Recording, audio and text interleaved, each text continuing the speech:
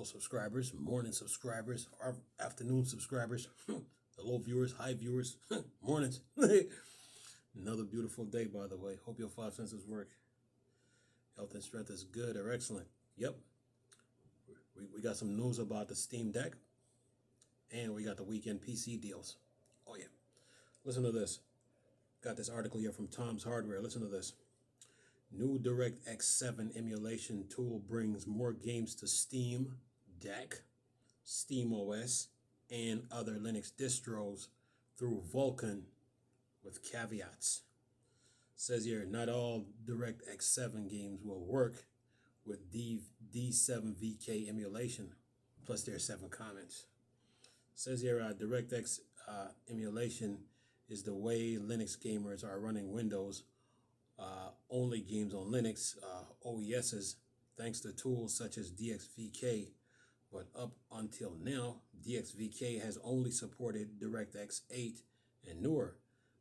That is now changing. An independent developer has taken up the work of creating their own DirectX 7 to Vulkan emulation tool dubbed D7VK via Phoronix.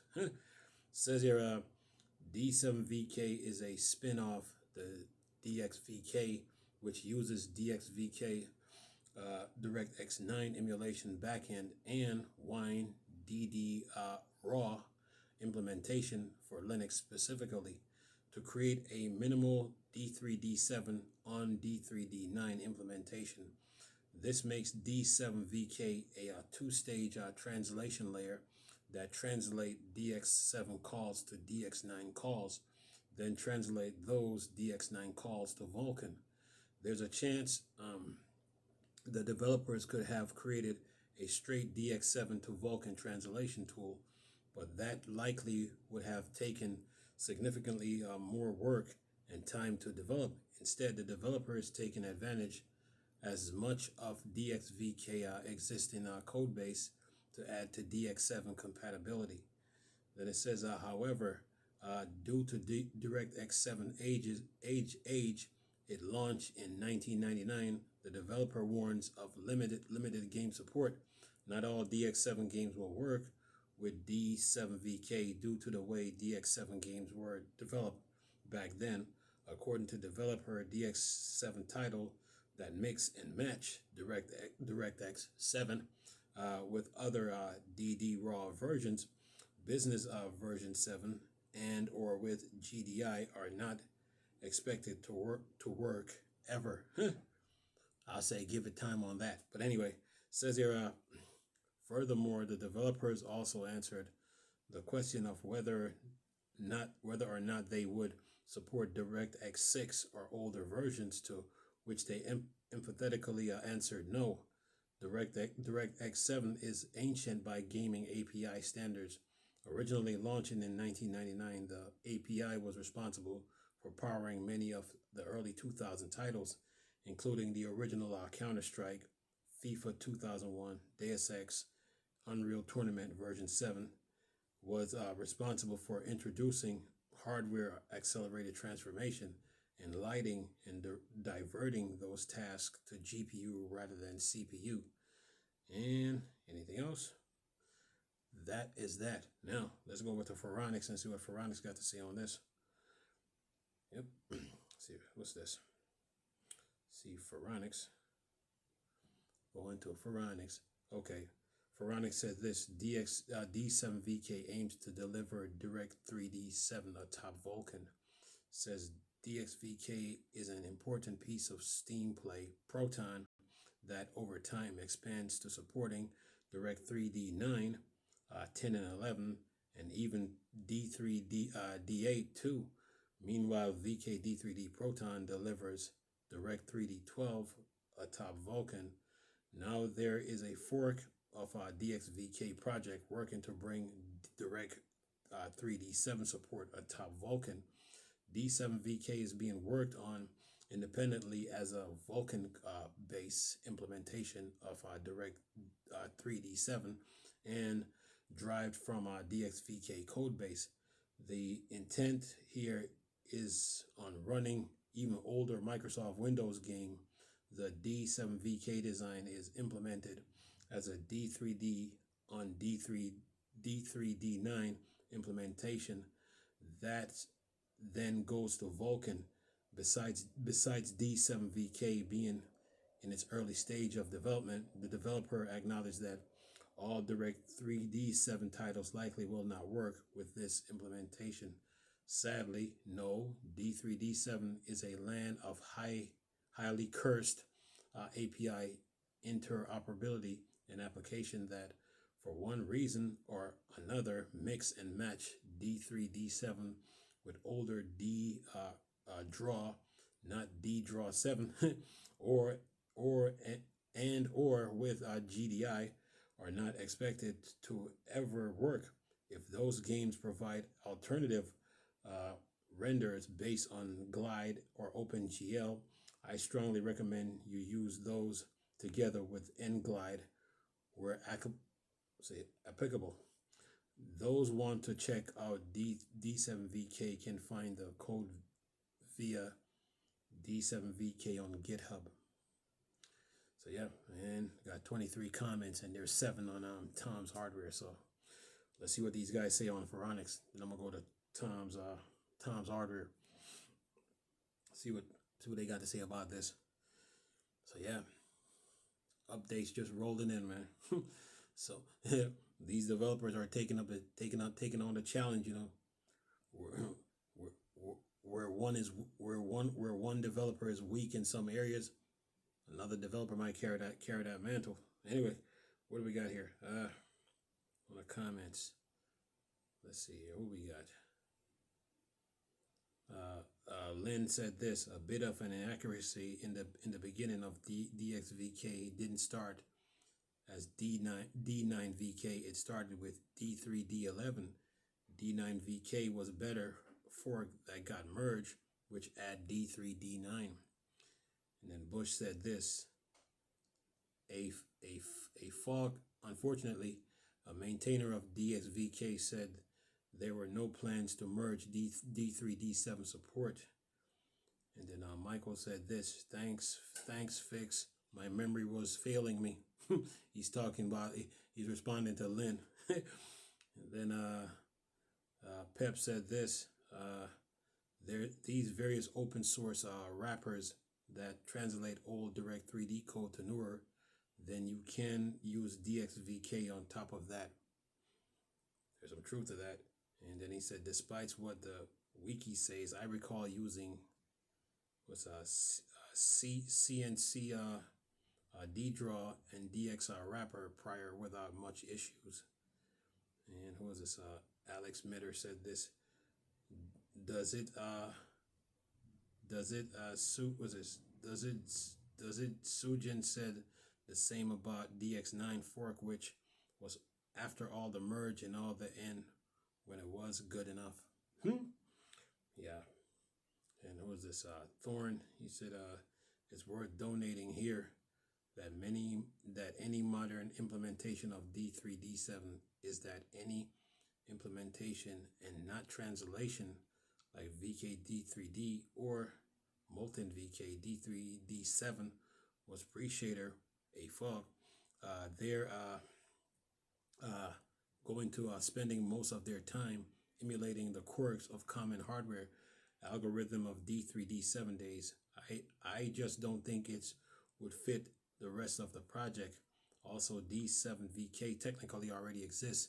It's called RTX Remix. After all, they're basically the same thing, a 3D engine exposed via D3D7 API. It's just that RTX Remix violates the specs by using a ray tracing algorithm for lighting. And then who's this? Vimo said this: will D7VK work with D3D7 games out there? Sadly, no. Then what is the purpose of this project? And let's see here. That's Scottish. He said, Scottish Duck said this: I would have thought anything on D3D7 would have low requirements than an efficient implementation is pointless. Really. And who else, who was this developer, said this, he's responding to Thorn. That's great, but the result is frequently looks like trash and crashes. Look like these developers, they got some work to do on this, work out the kinks. The question is, who else is going to take up the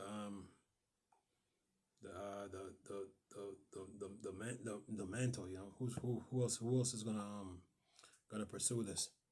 Now let me go over to for Tom's Hardware, see if they got anything. See what the commenters are saying here. But progress is in I would say progress is being made in the Linux gaming community. Progress is being made. You know, day by day, hour by hour, minute by minute, second by second. You know, someone is taking up the charge. You know, by trying to bring in more games to Linux. Let's see here on Tom's Hardware. AMD Lova said this. Some games, even with Windows XP 32 bits, have some kind of issue. I use the DX Voodoo tool to make more compatible. Some DirectX 6 games only work with Voodoo and who is this? Mambo Jambo shenanigans. And then Ez said this. It's so wonderful to see Microsoft gaming empire slowly crumble right before its eyes.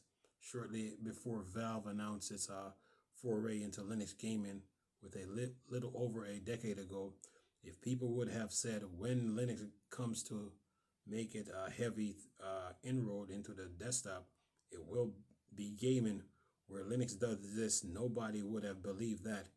Yet, here it is. Gaming is where Linux is slowly but surely taking down Windows. Just recently, Linux marked 3% on Steam survey, and it wasn't all long ago that Linux first crossed over 2%. The trend line has a distinct direction up. And who is this? This is what he says. This is a name. He says gaming on Linux, at least it is not all down to Steam Deck. After the Steam Deck, it took 7 quarters to make 2%, and another 7 to make 3%. In another 14 quarters, it may get to 5. As for Microsoft gaming empire slowly crumbling, it is doing so very slowly. And then Terry Lay said this. He's responding to Ez. He says, yes, DirectX 7 games, that last great bastion of Windows games. Anyway, see if I can get some more comments here. And then Lord Vile said this. He's responding to Ez. He says it's never going to gain significant market share unless they open up the OS to desktop and make it easy to install. Linux as an OS is a pain to use and require more troubleshooting than actual using the thing until you're years into using it. And who is this? Then Richard, he's responding to Ez. He said this. Linux seems to be making big moves elsewhere, as stats elsewhere are showing up with 5 or 6% penetration, with 90% odds of games working one way or another now, and over 50% just basically working without efforts. This means that you don't really need to dual boot the game as you should. Just be able to do so on Linux the majority of the time. And then he says the more time that users spend in Linux, then the more that they will show up in various stats. The more proficient they become, and the more that they will promote it to family and friends.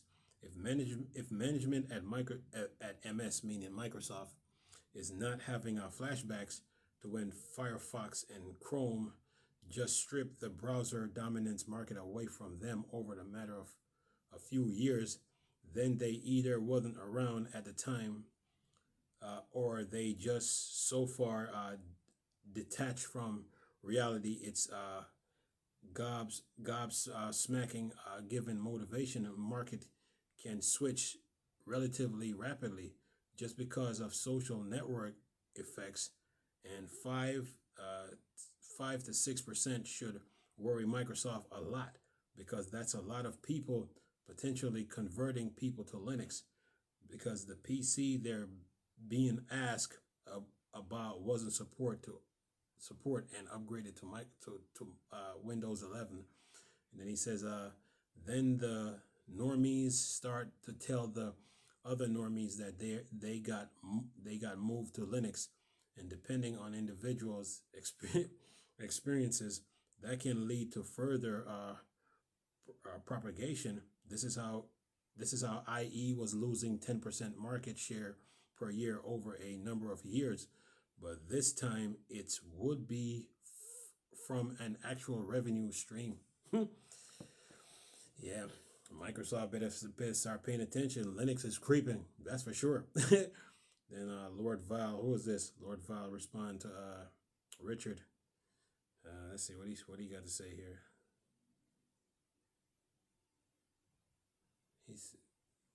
He said literally no. Anyway, uh, uh, he said no, and then Richard, he responded. He said, please explain why not. And let's see, anything else? Any more comments?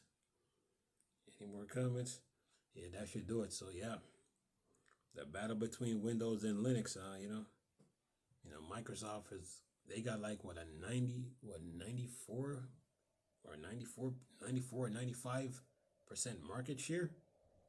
But 5% is still a lot, though.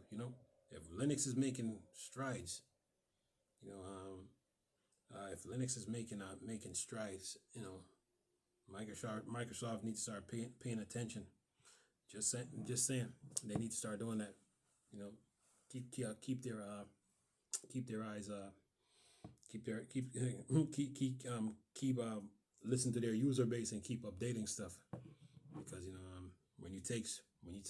if you look at Linux and like, oh, they only got like 3% and 5%, and you're laughing, but all of a sudden that 3 and 5% jump to 10% or 12%.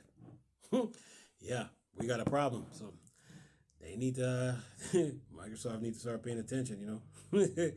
Yeah. Anyway, now time for the weekend PC deals. Yeah, got you guys covered. Actually, you know what? Might do the weekend PC deals in a separate video. There's another article here on I think it's on NeoWin about KDE. Yeah, got you guys covered, man. Yep. But Linux is making strides, though. That's for sure. Linux is making strides. Let's see, what's this? Got a little article here, pretty short one. What's this? Good news for Linux users. This long requested feature is finally coming to KDE Plasma. Updates. What's this one? Throughout the week, KDE team worked on various parts of his desktop environment, finally addressing a 19-year-old yes really requested from users. The developers also fix a ton of bugs and improve performance, starting with the new features. Kristen McWilliam implemented the ability to limit virtual desktop to only the primary screen. For anyone with multi-monitor setups, this means you can switch workspace on your main display without everything on your secondary monitor flying away with it. This feature request has been floating around since way back in the KDE 3 era, first logged on June 12, 2005. From 19 years, users have been asking for this functionality, which was held back by technical limitations in the old X11 windowing system. You can now look for this in Plasma 6.6 when it comes out next year. And then it says other features planned for Plasma 6.6 includes a new button in the network widget for connecting to a network with a QR code. And what else we got here? Says here the DR Qui crash reporter will now also notice when non-KDE application crash and prompt you to report them upstream. Hot corner effects are also getting an update to trigger for all screens by default. Though you can turn this off, you should also expect lower memory usage with the system dropping from 100 MIB by changing how it uploads a wallpaper image that are not in use. This change technically removes tiled wallpaper, but a new tiled wallpaper plugin brings the functionality right back. Then it says KDE Plasma 6.5.2 lands this week with several bug fixes. This release corrects an issue that prevents user from adding a new widget by clicking on it. It also resolves a source of high CPU usage on the SDDM login screen. For those who use the font viewer application, a fix was included for an issue that made some toolbar item invisible. Then it says the next bug fix release 6.5.3 scheduled for November 18th will bring even more correction. This release will fix a potential Plasma crash when you remove widgets or panel. It also fixes a regression where inactive windows would become active if you hovered over an element that produce a tool tip. And that is that. So yeah, you Linux folks, you're good for the weekends. Now, I know we got one comment here from the debaters. Let's see who was up.